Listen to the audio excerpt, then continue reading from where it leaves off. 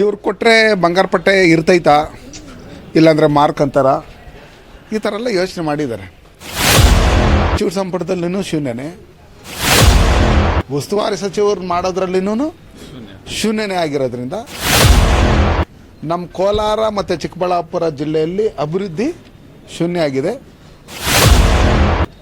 ವಾಲ್ಮೀಕಿ ಅಭಿವೃದ್ಧಿ ನಿಗಮದಲ್ಲಿ 100 ಕೋಟಿ ಹಗರಣ ಮಾಡಿರ್ತಕ್ಕಂಥವ್ರನ್ನ ಇಂಥವ್ರನ್ನೇ ಸಚಿವ ಸಂಪುಟದಲ್ಲಿ ತುಂಬಿಕೊಂಡಿದ್ದಾರೆ. ಅದಕ್ಕೋಸ್ಕರ ನಾನು ಹೇಳೋದಿಷ್ಟೇ, ಕಾಂಗ್ರೆಸ್ಗೆ ಭವಿಷ್ಯ ಇಲ್ಲ. ಮುಂದಿನ ದಿನಗಳಲ್ಲಿ ಕರ್ನಾಟಕ ರಾಜ್ಯದಲ್ಲಿ ಭಾರತೀಯ ಜನತಾ ಪಾರ್ಟಿ ಅಧಿಕಾರಕ್ಕೆ ಬರುತ್ತೆ. ಆ ನಿಟ್ಟಿನಲ್ಲಿ ನಮ್ಮ ಕಾಲದಲ್ಲಿ BJP ಸರ್ಕಾರ ಅಧಿಕಾರದಲ್ಲಿದ್ದಾಗ ಮಾಡಿರ್ತಕ್ಕಂಥ ಅಭಿವೃದ್ಧಿ ಕೆಲಸಗಳು ಬಿಟ್ಟರೆ ಬೇರೆ ಯಾವುದೂ ಅಭಿವೃದ್ಧಿ ಕೆಲಸಗಳು ಇದುವರೆಗೂ ಆಗಿಲ್ಲ. ಕರ್ನಾಟಕ ಬಂಗಾರಪಟ್ಟೆ ಜನ ನಿಮ್ಗೆ ಓಟ್ ಹಾಕಿದ್ದಾರೆ ಅಷ್ಟೇ. SN ನಾರಾಯಣಸ್ವಾಮಿ ಬಂಗಾರಪಟ್ಟೆ ಪಾಪದ ಕೂಡ ತುಂಬೋಗಿದೆ. ಮುಂದೆ ಮುಸ್ಲಿಂ ಪಂಡ್ಗ ಕಳೆದ 2 ದಿನಗಳಿಂದ ಕಾಂಗ್ರೆಸ್ ಸರ್ಕಾರದಲ್ಲಿ ಸಚಿವ ಸಂಪುಟ ವಿಸ್ತರಣೆ ಆಯಿತು. ವಿಸ್ತರಣೆ ಆದಂಥ ಸಂದರ್ಭದಲ್ಲಿ ಸುಮಾರು ಜನ ಬಟ್ಟೆಗಳು ಹೊಲಿಸ್ಕೊಂಡಿದ್ರು 2 ಜಿಲ್ಲೆಯಿಂದ. 2 ದಿನಕ್ಕೆ ಮೊದಲೇ ಸೋಷಿಯಲ್ ಮೀಡಿಯಲ್ಲೂ ಹಾಕ್ಬಿಟ್ಟಿದ್ರು ನಾನೇ ಸಚಿವನಾಗ್ತೀನಿ ಅಂತ. ಕೆಲವರು ಸಚಿವ ಸಂಪುಟದಲ್ಲಿ ಏನೇನು ಸಚಿವ ಸ್ಥಾನ ಸಿಗುತ್ತೆ ಅಂತಲೂ ಹೇಳ್ಕೊಂಬಿಟ್ಟಿದ್ರು ಬೇರೆ ಬೇರೆ ಕಡೆ. ತದನಂತರ ಕೆಲವ್ರಿಗೆ ನಿರಾಶೆ ಆಗಿದೆ. ಕೆಲವರಂತೂ ಕೇಳಲೇ ಇಲ್ಲ, ಕೆಲವ್ರಿಗಂತೂ ನಿರಾಶೆ ಆಗಿದೆ.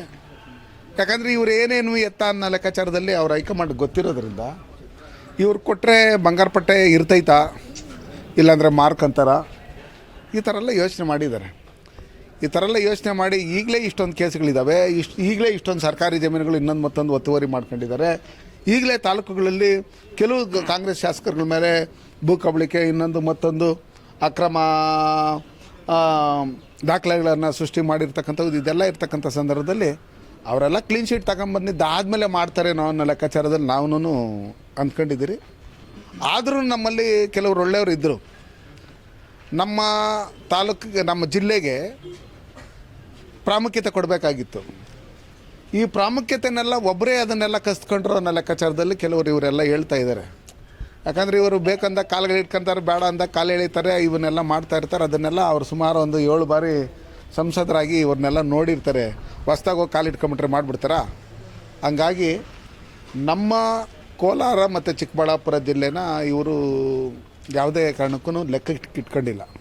ಪ್ರತಿಯೊಂದರಲ್ಲೂ ಅಭಿವೃದ್ಧಿಯಲ್ಲೂ ಶೂನ್ಯನೇ, ಸಚಿವ ಸಂಪುಟದಲ್ಲಿನೂ ಶೂನ್ಯನೇ, ಉಸ್ತುವಾರಿ ಸಚಿವರು ಮಾಡೋದ್ರಲ್ಲಿನೂ ಶೂನ್ಯನೇ ಆಗಿರೋದ್ರಿಂದ ನಮ್ಮ ಕೋಲಾರ ಮತ್ತು ಚಿಕ್ಕಬಳ್ಳಾಪುರ ಜಿಲ್ಲೆಯಲ್ಲಿ ಅಭಿವೃದ್ಧಿ ಶೂನ್ಯ ಆಗಿದೆ.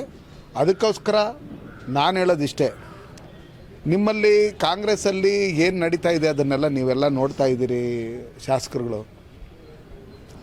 ದಯವಿಟ್ಟು ಇವತ್ತೇನು ನೀವು ಕರ್ನಾಟಕ ರಾಜ್ಯದಲ್ಲಿ ಎಷ್ಟೋ ಜನ ಬಡವರ ರೇಷನ್ ಕಾರ್ಡ್ಗಳನ್ನು ಕಿತ್ಕೊಂಡಿರ್ತಕ್ಕಂಥದ್ದು, ಓಲ್ಡ್ ಏಜ್ ಪೆನ್ಷನ್ಗಳನ್ನು ಕ್ಯಾನ್ಸಲ್ ಮಾಡಿರ್ತಕ್ಕಂಥದ್ದು, ಇದನ್ನೆಲ್ಲ ನೋಡಿದಂಥ ಸಂದರ್ಭದಲ್ಲಿ ಭ್ರಷ್ಟಾಚಾರದಲ್ಲಿ ತುಂಬಿ ತುಳುಕಿರ್ತಕ್ಕಂಥವ್ರನ್ನ, ಕೇಸ್ಗಳಿರ್ತಕ್ಕಂಥವ್ರನ್ನ, ಮರ್ಡರ್ ಕೇಸ್ಗಳಿರ್ತಕ್ಕಂಥವ್ರನ್ನ ಏನು ಹೇಳ್ರಿ, ವಾಲ್ಮೀಕಿ ಅಭಿವೃದ್ಧಿ ನಿಗಮದಲ್ಲಿ 100 ಕೋಟಿ ಹಗರಣ ಮಾಡಿರ್ತಕ್ಕಂಥವ್ರನ್ನ ಇಂಥವ್ರನ್ನೇ ಸಚಿವ ಸಂಪುಟದಲ್ಲಿ ತುಂಬಿಕೊಂಡಿದ್ದಾರೆ.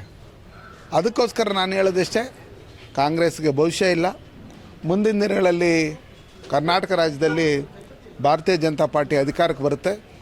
ಆ ನಿಟ್ಟಿನಲ್ಲಿ ಈಗಿರ್ತಕ್ಕಂಥ ಏನು ಶಾಸಕರುಗಳಿದ್ದಾರೆ, ಈಗಲಾದ್ರೂ ಜನಪರವಾದಂಥ ಕೆಲಸ. ಹೈಕಮಾಂಡ್ಗೆ ನಿಮ್ಮ ಮೇಲೆ ನಂಬಿಕೆ ಇಲ್ಲ, ಜನಗಳ ಮೇಲೇ ನೀವು ನಂಬಿಕೆ ಇಡಬೇಕು.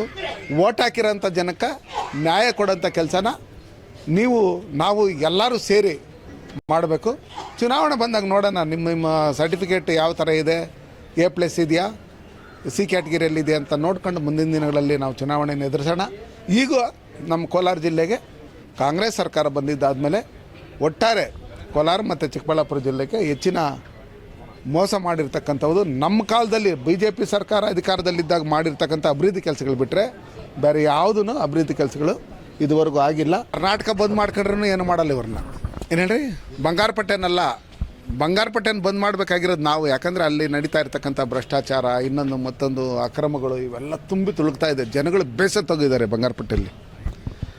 ಇವತ್ತು ಅಲ್ಲಿರ್ತಕ್ಕಂಥ IB ಏನಿದೆ, ಅವ್ರ ಮನೆಗೆ ಮಂತ್ರಿ ಸ್ಥಾನ ಸಿಕ್ಬಿಡ್ತದೆ ಅಂಥೇಳಿ ಏನು ಹತ್ತು ಕಡೆ ರೋಡ್ ಇತ್ತು ಕಡೆ ರೋಡ್ ಎಲ್ಲ ಅಗಲ ಮಾಡೋದಕ್ಕೆ ಯಾವುದೇ PWD ಇದು ಮಂಜೂರಾತಿ ಇಲ್ಲದೆ, ಒಂದು ಒಪಿನಿಯನ್ ಇಲ್ಲದೆ, ಒಂದು ಪರ್ಮಿಷನ್ ಇಲ್ಲದೆ, ಏನು ಹೇಳ್ರಿ, ಒಂದು ಟೆಂಡರ್ ಇಲ್ಲದೆ ಇವತ್ತು ಡೆಮಾಲಿಷನ್ ಮಾಡಿರೋದು ಇದೆಯಲ್ಲ, ಇದನ್ನು ಒಂಥರ ತೊಗ್ಲಕ್ ದರ್ಬಾರ್ ಥರ ಮಾಡ್ತಾ ಇರ್ತಕ್ಕಂಥದ್ದು. ಬಂಗಾರಪೇಟೆ ಜನ ನಿಮ್ಗೆ ಓಟ್ ಹಾಕಿದ್ದಾರೆ ಅಷ್ಟೇ. SN ನಾರಾಯಣಸ್ವಾಮಿ, ಬಂಗಾರಪೇಟೆಯಲ್ಲಿ ಸರ್ಕಾರಿ ಜಮೀನುಗಳು ನಿಮ್ಗೆ ಯಾರು ಜನ ಮಾರಿಲ್ಲ, ಏನು ಹೇಳಿ, IBನ ನಿಮ್ಗೆ ಯಾರಿಗೂ ಮಾರಿಲ್ಲ.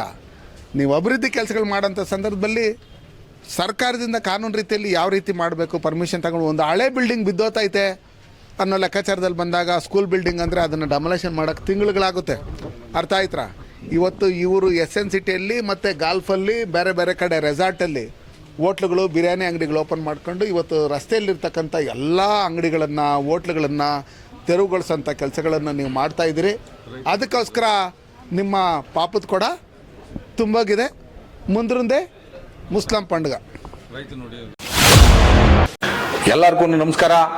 ನಮ್ಮ ಐಡಿಯಾ ನ್ಯೂಸ್ ಚಾನಲ್ ಸಾಮಾಜಿಕ ಕಳಕಳಿ ಇರ್ತಕ್ಕಂಥ ನ್ಯೂಸ್ ಚಾನಲ್. ಹಾಗಾಗಿ ದಯವಿಟ್ಟು ಈ ನ್ಯೂಸ್ ಚಾನಲ್ ಅನ್ನ ಎಲ್ಲರೂ ಸಬ್ಸ್ಕ್ರೈಬ್ ಮಾಡ್ಕೊಳ್ಳಿ ಪ್ಲೀಸ್. ವೀಕ್ಷಕರೇ, ಇಂತಹ ವಿಡಿಯೋಗಳು ನೋಡಬೇಕಾದ್ರೆ ಐಡಿಯಾ ನ್ಯೂಸ್ ಅನ್ನ ಸಬ್ಸ್ಕ್ರೈಬ್ ಮಾಡಿ, ಶೇರ್ ಮಾಡಿ, ಲೈಕ್ ಮಾಡಿ.